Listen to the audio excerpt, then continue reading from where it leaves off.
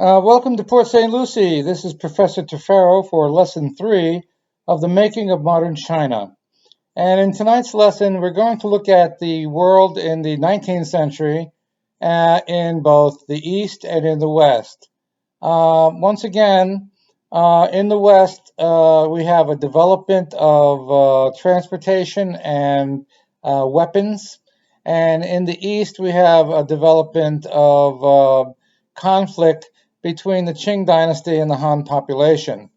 Now, the Han population had a great number of problems with the native Han because the Han population rebelled against the Qings for a number of different reasons, but primarily the most important being that the Qing dynasty favored Buddhism and the Mongols, whereas the Han dynasty, not the Han dynasty, but the Han people, they preferred the Confucianist and Taoist way of life in China.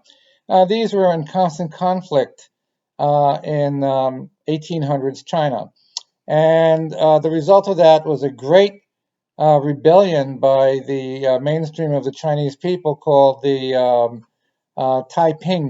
the Taiping Rebellion, which had millions and millions of followers and caused millions of deaths in the country in the revolt against the Qing dynasty. The Qing dynasty was not that strong, so they needed help to put down this Taiping Rebellion.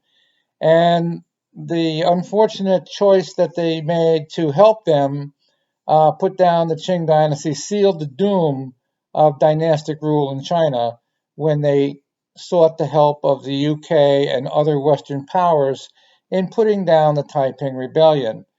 They were successful in putting down the Taiping Rebellion, but at the same time, they allowed the major European powers to come in and demand many, many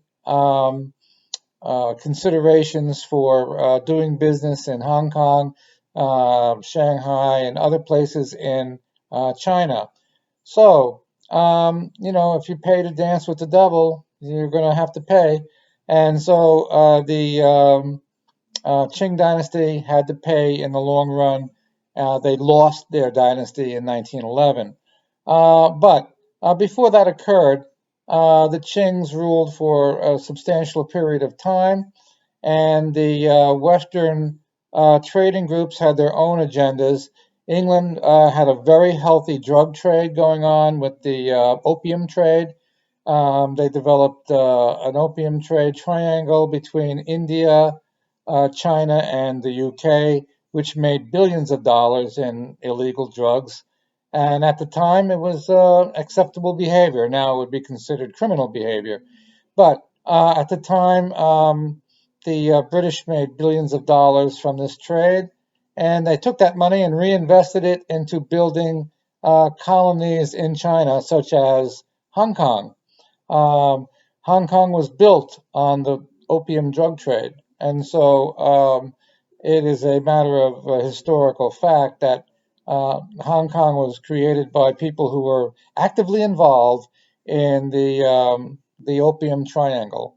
So you can see how this unfolded in the 1800s in China, and how Chinese people resented both the Qing dynasty and Western incursions in their country, not to mention bringing in something like opium, which addicted millions of Chinese.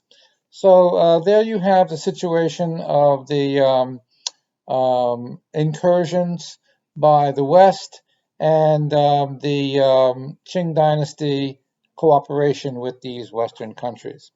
Until next time, this is Professor Tefero from Port St. Lucie, wishing you all a happy and healthy night.